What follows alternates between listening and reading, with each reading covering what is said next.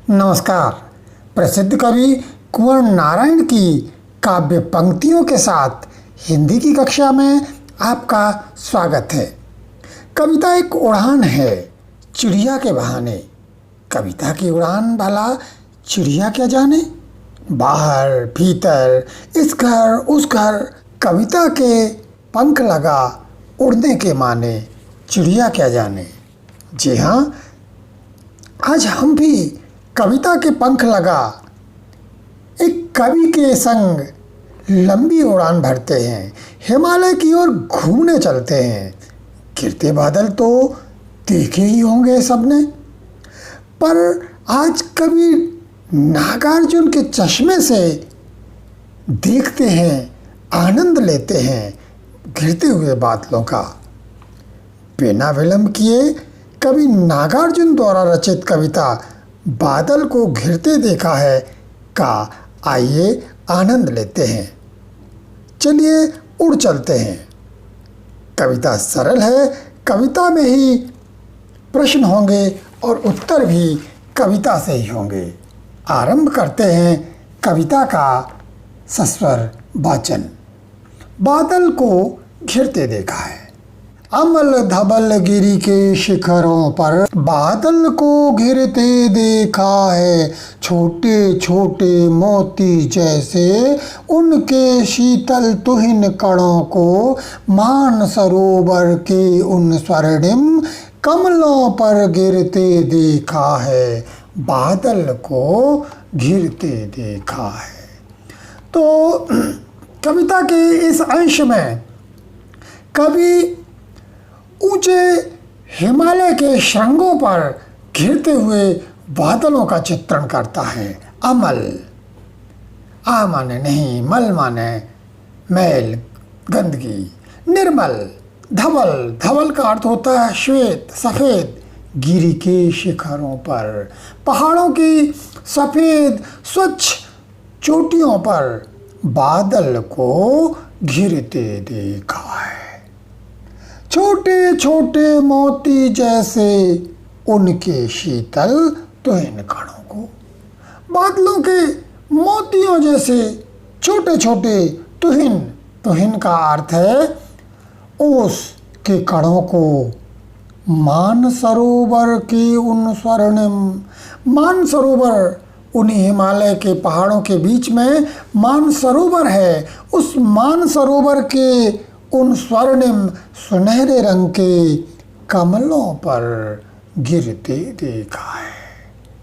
कमल के ऊपर उन बादलों की छोटी छोटी बूंदें, मोती जैसी बूंदें टपकते हुए देखी हैं। बादल को इस तरह से घिरते हुए देखा है। कैसे कैसे गिरी के शिखरों पर, उत्तर होगा अमल धवल। किसको गिरते देखा है? छोटी छोटी मोती जैसी बूंदों को गिरते देखा है। कहाँ पर गिरते देखा है? मान सरोवर के सुनहले कमलों के ऊपर गिरते हुए देखा है। अगला दृश्य लेते हैं या दूसरी जगह पहुंचते हैं। तुंग हिमालय के कंधों पर छोटी बड़ी कई झीलें हैं। उनके श्यामल नील सलिल में समतल देशों से आकर पावस की उमस से व्याकुल तिक्त मधुर विष तंतु खोजते हंसों को तिरते देखा है। बादल को घिरते देखा है। अब कवि का कैमरा हिमालय के ऊंचे ऊंचे शिखरों की ओर बढ़ चलता है। तुंग, तुंग का अर्थ है ऊंचे।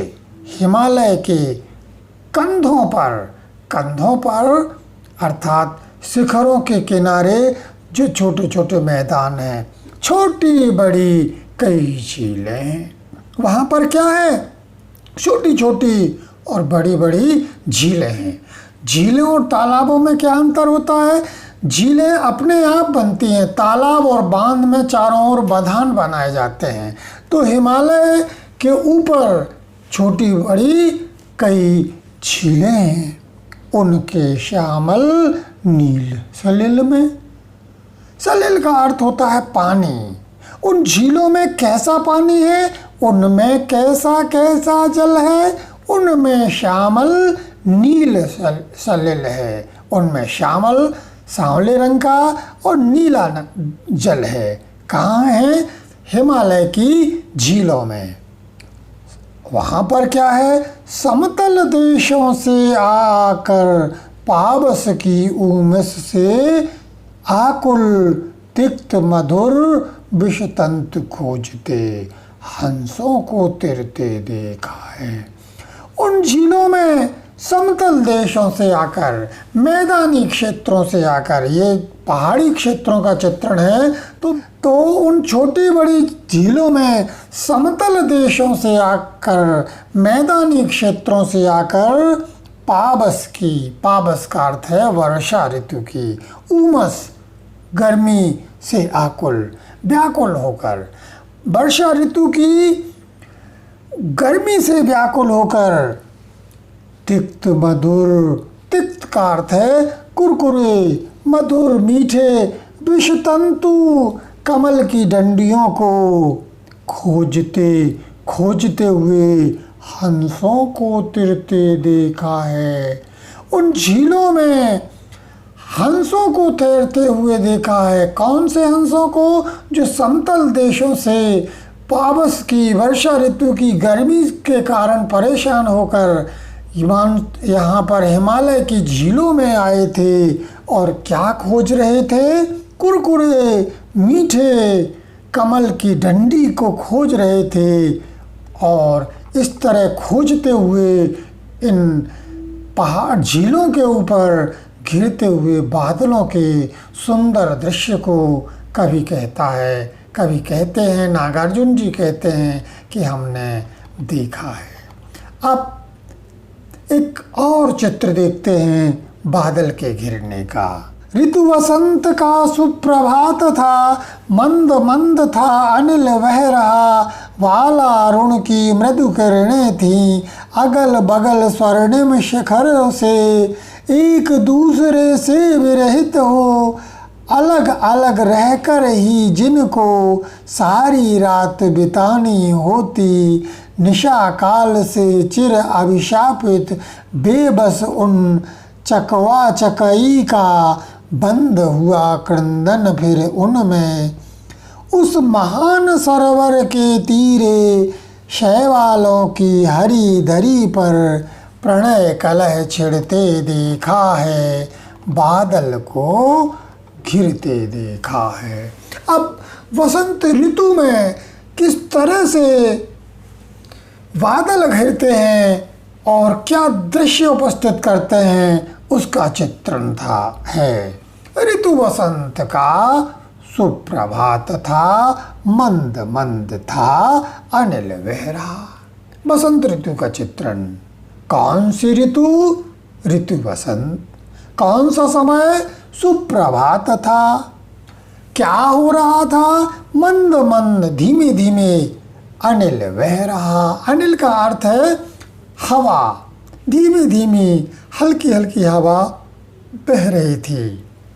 वालारुण, संधि विच्छेद करें तो वाल माने बच्चा, अरुण सूर्य यानी उगता हुआ सूर्य, बाल रूप सूर्य यानी उगते हुए सूर्य की मृदु किरणें थी, मृदु कोमल किरणें थीं। अगल बगल स्वर्णिम शिखरों से, ऊंचे ऊंचे शिखर थे, पहाड़ों की चोटियां थीं।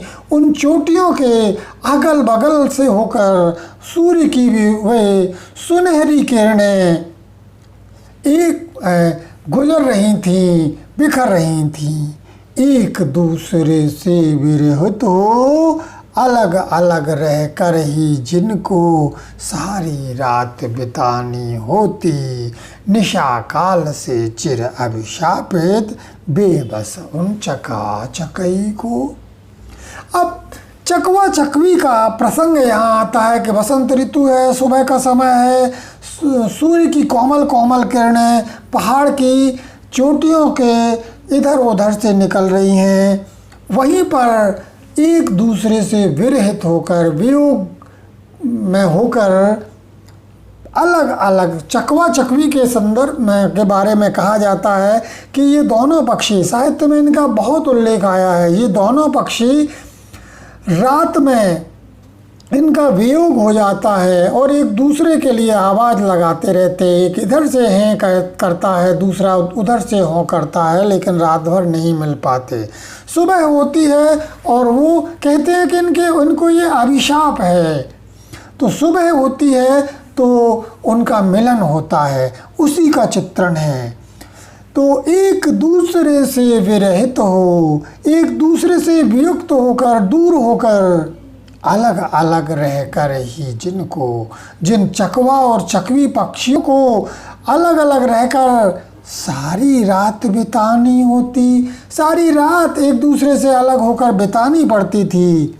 निशा काल से, रात्रि काल से, या बहुत लंबे समय से, चिर लंबे अभिशापित, जिनको अभिशाप है रात्रि काल में अलग हो जाने का, वियोग का जिन्हें शाप है बहुत लंबे समय से, चिर अभिशापित, बेबस, उस शाप के कारण बेबस उन चकवा चकई को, ये चकवा चकवी पक्षी हैं जो जिनका रात में वियोग हो जाता है, बेबस उन चकवा चकई का बंद हुआ क्रंदन फिर उनमें, उन पहाड़ की चोटियों में उनका क्रंदन, उनका वियोग में रोना, एक हैं एक हों का करना बंद हो गया है। बंद हुआ फिर क्रंदन उनमें उस महान सरोवर के तीरे, उस महान, उस विशालकाय सरोवर के किनारे, शैवालों की हरी तरी पर। और जो शैवाल थी, पानी की जो घास थी या काई कह सकते हैं, जो काई थी एक दरी के रूप में, एक बिछौने के रूप में उस किनारे पर, तालाब के किनारे, उस सरोवर के किनारे बिखरी हुई थी। वह चकवा और चकवी आपस में मिलते हैं और उन मिलते हुए और प्रणय कलह, प्रणय माने प्रेम, कलह माने लड़ाई, प्रेम की लड़ाई छिड़ते देखा है। प्रेम से लड़ाई करते हुए, लड़ते झगड़ते हुए उन चकवा चकवी को जो रात भर बिछड़े रहे, प्रणय कलह छिड़ते देखा है। उनके बीच में प्रेम का युद्ध, प्रेम की लड़ाई छिड़ते हुए देखी है। और वहीं पर बादलों का घिरना भी बसंत ऋतु में देखा है। आगे चलते हैं, एक और प्रसंग, इसका भी साहित्य में बहुत वर्णन है। तो कवि प्रकृति का चित्रण तो कर ही रहा है, कुछ साहित्यिक जो प्रसंग हैं वो भी साथ में लेकर चल रहा है। दुर्गम बर्फीली घाटी में शत सहस्त्र फुट ऊंचाई पर अलक नाभि से उठने वाले निज के ही उन्मादक परिमल के पीछे धावित होकर तरण तरल कस्तूरी मृग को अपने पर चिढ़ते देखा है, बादल को घिरते देखा है। उन पर्वत श्रृंखलाओं में कस्तूरी मृग पाया जाता है। कस्तूरी मृग की विशेषता यह होती है कि उसकी नाभि में कस्तूरी नामक सुगंधित पदार्थ पाया जाता है, किंतु उस मृग को पता नहीं होता। और जैसे ही सुगंधी आती है हवा के साथ, वह इधर दौड़ता है, उधर दौड़ता है, पूरे जीवन भर उस खुशबू के पीछे दौड़ता फिरता है, लेकिन खुशबू नहीं पा पाता है। इसी को कवियों ने भगवान के से जोड़ा है कि ईश्वर हमारे अंदर होता है, किंतु मनुष्य उसको इधर ढूंढता है, तीर्थों, मंदिरों और जाने कहाँ कहाँ ढूंढता है और उसको नहीं पा पाता। कस्तूरी कुंडली बसे मृग ढूंढे बने माए, ऐसे घटी घटी राम है दुनिया जाने नाए। तो यही प्रसंग बादलों के साथ कवि नागार्जुन ने जोड़ा है। दुर्गम बर्फीली घाटी में, दुर्गम दुह माने मुश्किल से, गम माने जा सके। बर्फीली, बर्फ की ऐसी घाटी जिसमें मुश्किल से जहाँ पहुँचा जा सके। शत, सैकड़ों, सहस्त्र, हजारों फुट ऊंचाई पर, सैकड़ों हजारों फुट की ऊंचाई पर बर्फ की दुर्गम घाटियों में कस्तूरी मृग रहता है। अलख, आ माने नहीं, लख माने दिखाई नहीं देती।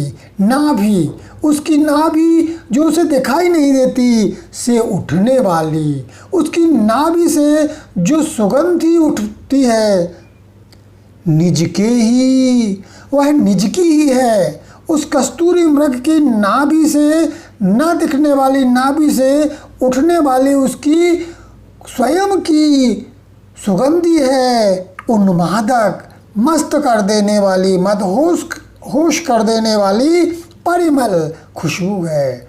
वह परिमल उसकी नाभि से निकलती है जो उसे दिखाई नहीं देती।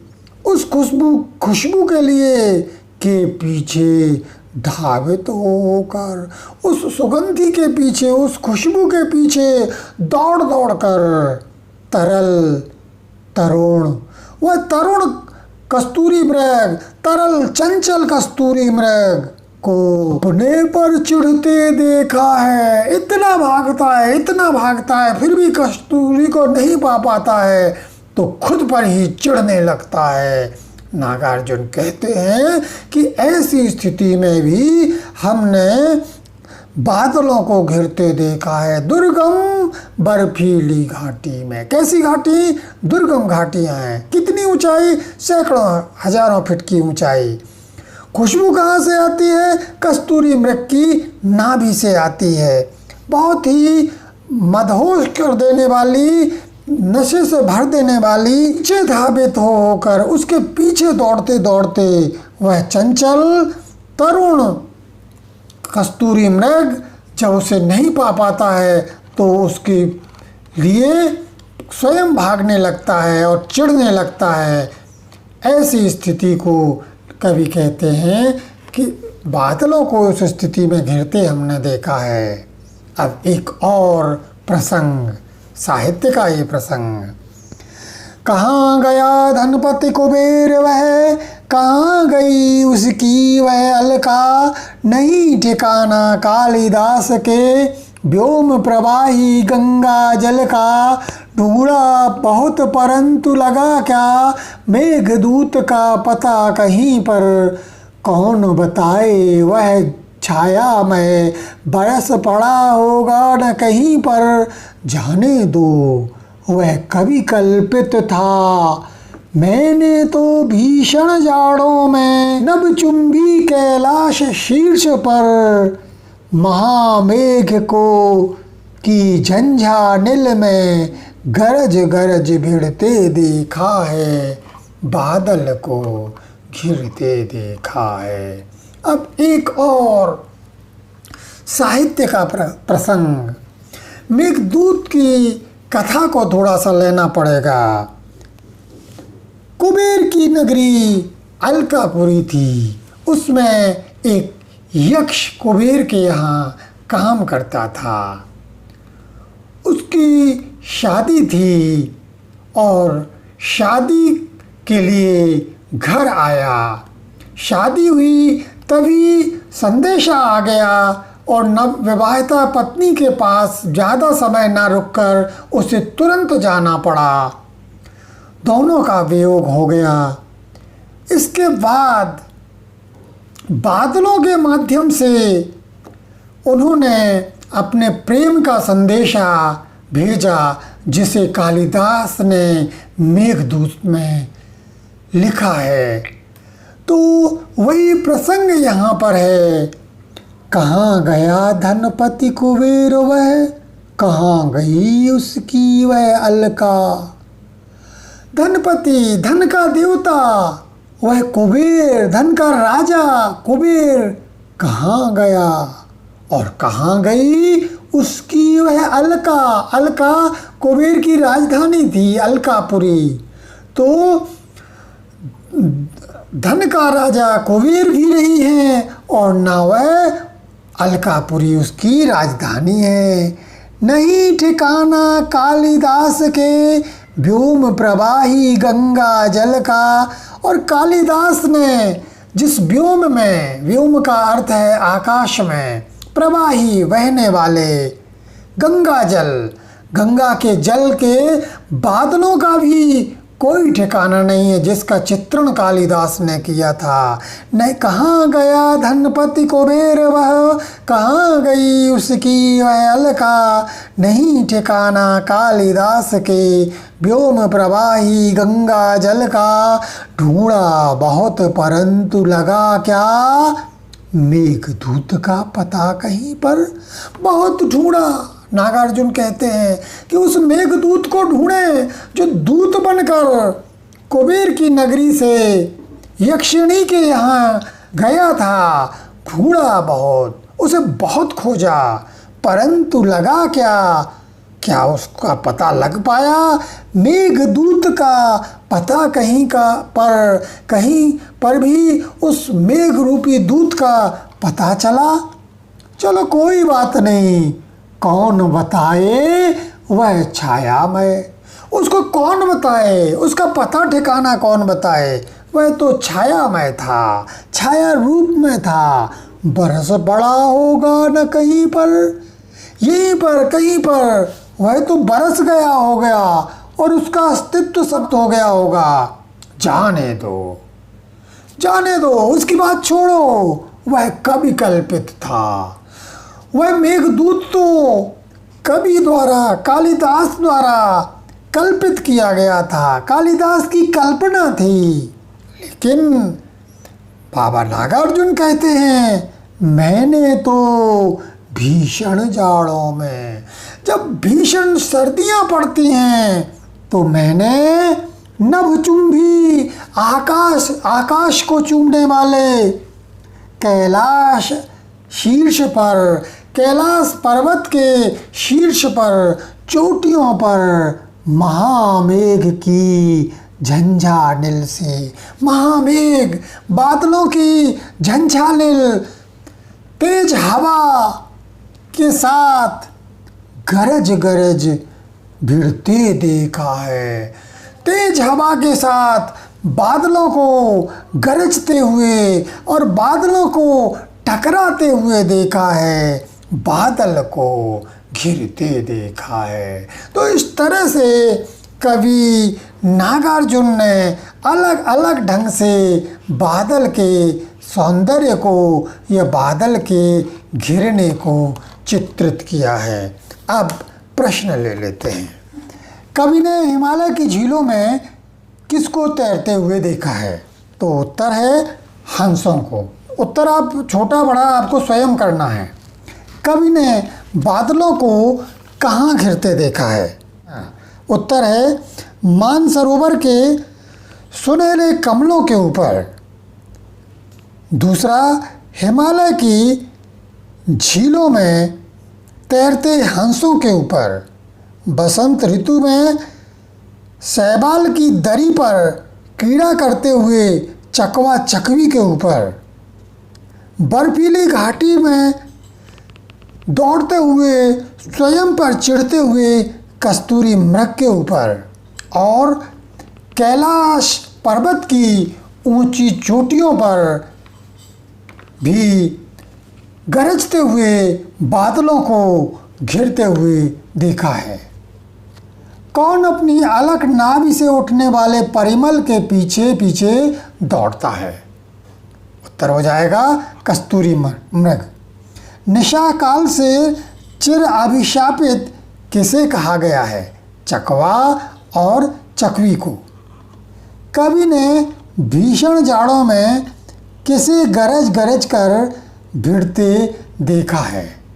कवि ने भीषण जाड़ों में बादलों को कैलाश पर्वत की ऊंची ऊंची चोटियों पर गरज गरज कर भिड़ते हुए देखा है। महामेघ को नागार्जुन ने कवि कल्पित संदर्भ किसे माना है? स्पष्ट कीजिए। कवि नागार्जुन ने कवि कल्पित संदर्भ मेघदूत को माना है। मेघदूत में जो मेघ है जो यक्ष का संदेश यक्षिणी के लिए ले जाता है तो उसे कल्पित संदर्भ माना है। कवि कहते हैं कि ना तो धन के राजा कुबेर का ही पता है और ना ही उसकी नगरी अलकापुरी का ही। मेघदूत को भी बहुत खोजा किंतु वह भी नहीं मिला, कहीं पर बरस गया होगा। वास्तव में यह तो कवि कल्पित प्रसंग है। नागार्जुन के अनुसार वसंत ऋतु में उषा काल का वर्णन कीजिए।